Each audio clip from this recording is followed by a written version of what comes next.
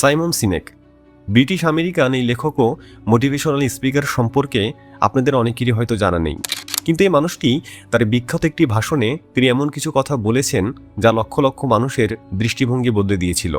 তিনি আমাদের বলেছেন মানুষ কিভাবে বিশ্ব জয় করে, অ্যাপেল কেন আজ বিশ্বের 1 নম্বর ব্র্যান্ড, কিংবা মার্টিন লুথারের মতো মানুষরা কিভাবে পৃথিবীকে বদলে দিয়েছেন। শুধু এগুলোই নয়, এমন হাজারো ঘটনা প্রায় প্রতিদিন এই পৃথিবীতে ঘটেই চলছে, যেগুলোকে আমরা খুব স্বাভাবিকভাবেই দেখি। কিন্তু সাইমন মোটেও এই ঘটনাগুলোকে স্বাভাবিকভাবে দেখতেন না, বরং তিনি পৃথিবীতে ঘটা সমস্ত ঘটনাকে তার একটি থিওরির মাধ্যমে আমাদের সামনে তুলে ধরেছেন, যার নাম দ্য গোল্ডেন সার্কেল।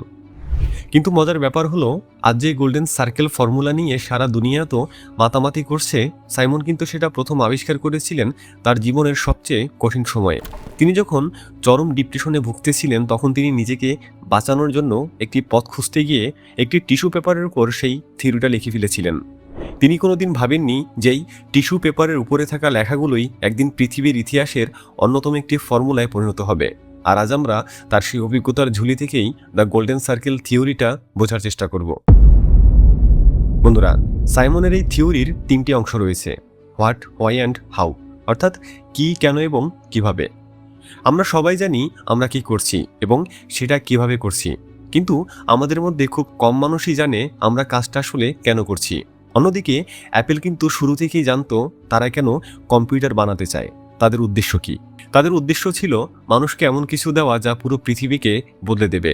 আর এই কারণেই স্টিভ জবস বলেছিলেন, আমি এই জন্যই অ্যাপেল শুরু করছি যাতে মানুষ আর ওই পুরোনো আমলের কম্পিউটারের দিকে ফিরেও না তাকায়।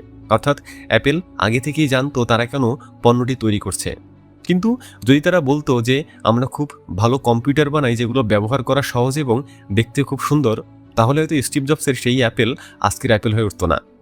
অর্থাৎ মানুষ শুধু আপনার পণ্য কেনে না, বরং আপনি কেন সেই পণ্যটি তৈরি করছেন মানুষ কেনে সেই উদ্দেশ্যটাকে।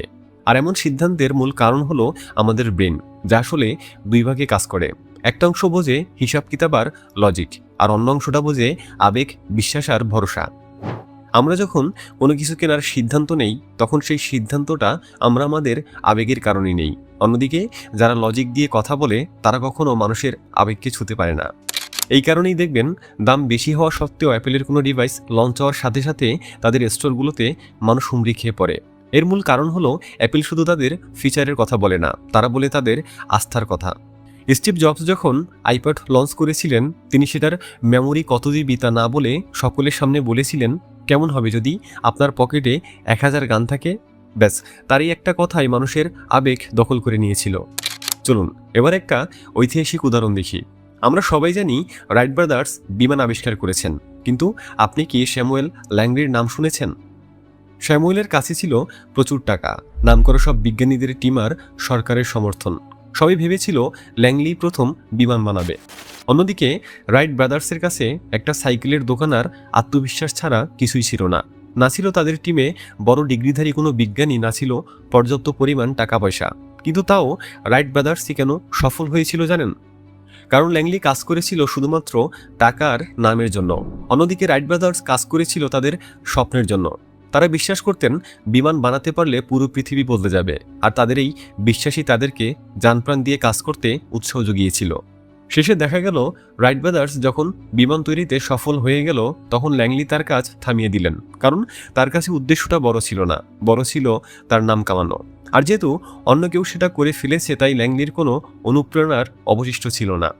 এবার কথা বলা যাক শেখার ব্যাপারে। জোশ কফম্যান নামের একজন লেখক একটা দারুণ প্রশ্ন সকলের সামনে এনেছিলেন। প্রশ্নটি হলো, নতুন কিছু শিখতে আসলে ঠিক কত সময় লাগে? 2008 সালে জনপ্রিয় লেখক ম্যালকম গ্ল্যাডওয়েল তার বই আউটলায়ার্স দ্য স্টোরি অফ সাকসেসে বলেছেন, কোন একটা বিষয়ে এক্সপার্ট হতে গেলে অন্তত 10,000 ঘন্টা প্র্যাকটিস করতে হয়। একথা শোনার সাথে সাথেই আমাদের অর্ধেক উৎসাহ মিটে যায়, কারণ 10,000 ঘন্টা মানে হলো প্রায় 5 বছর ধরে প্রতিদিন প্রায় 5.5 ঘন্টা করে প্র্যাকটিস করা। যা শোনার পর কফম্যান নিজেও প্রায় হাল ছেড়ে দিয়েছিলেন। কিন্তু যখন তিনি এই বিষয়ে আরেকটু ঘাটাঘাটি করা শুরু করলেন, তখন আরেকটি গুরুত্বপূর্ণ তথ্য পেলেন। ওই 10,000 ঘন্টার নিয়মটি আসলে তাদের জন্য যারা ওয়ার্ল্ড ক্লাস অ্যাথলিট হতে চান, যেখানে লড়াইটা হয় একদম সেরাদের সেরা হওয়ার জন্য। কিন্তু আমরা যদি আমাদের শখের কোনো কিছু বা নতুন কোনো স্কিল মোটামুটি ভালোভাবে শিখতে চাই, তাহলে কি অত সময় লাগবে? উত্তরটা হলো না। কফম্যান প্রমাণ করে দেখিয়েছেন নতুন কোনো জিনিস মোটামুটিভাবে নিজের আয়ত্তে আনতে একজন মানুষের সময় লাগে মাত্র 20 ঘন্টা। হ্যাঁ, ঠিকই শুনেছ, মাত্র 20 ঘন্টা। তবে এই 20 ঘন্টাকে কাজে লাগানোর জন্য তিনি সকলকে 4টি সহজ ধাপ অনুসরণ করতে বলেছেন। প্রথমত, আপনি যা শিখতে চান সেটাকে ছোট ছোট ভাগে ভাগ করুন। তারপর দেখুন এর মধ্যে কোন অংশগুলো সবচেয়ে বেশি গুরুত্বপূর্ণ। সব শেখার দরকার নেই, শুধুমাত্র গুরুত্বপূর্ণ অংশগুলো আগে শিখুন।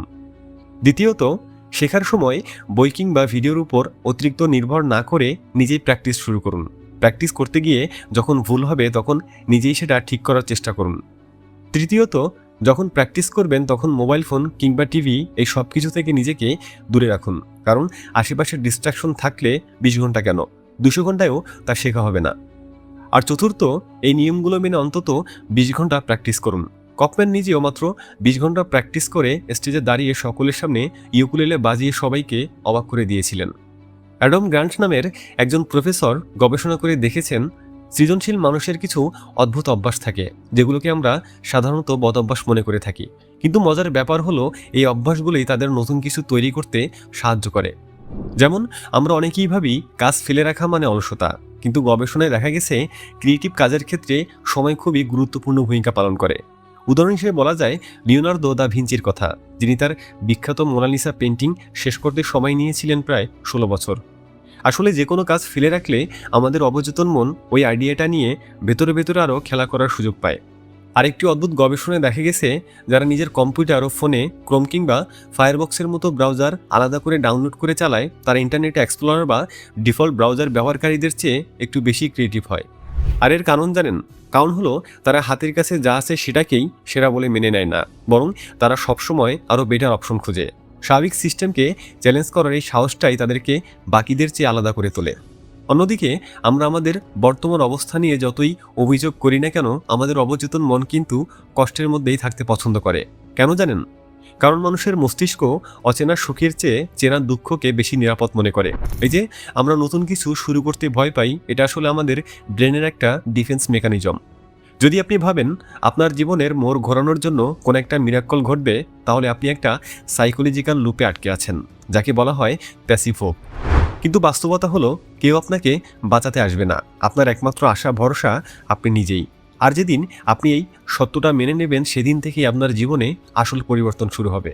কিন্তু ভয়াবহ ব্যাপার হলো আমরা অনেক সময় অন্যদের কথা ভেবে নিজের স্বপ্নকে বিসর্জন দেই। সাইকোলজির ভাষায় এটাকে বলা হয় পিপল প্লিজিং।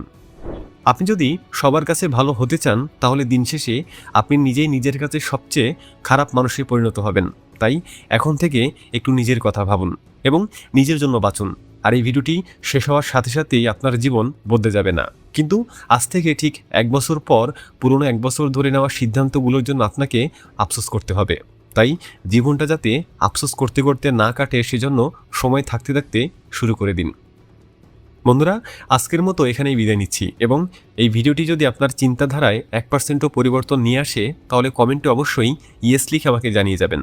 তো দেখা হচ্ছে পরবর্তী ভিডিওতে। ততক্ষণ পর্যন্ত সাবস্ক্রাইব করে নগর প্রেস ক্লাবের সাথেই থাকুন। Thanks for watching.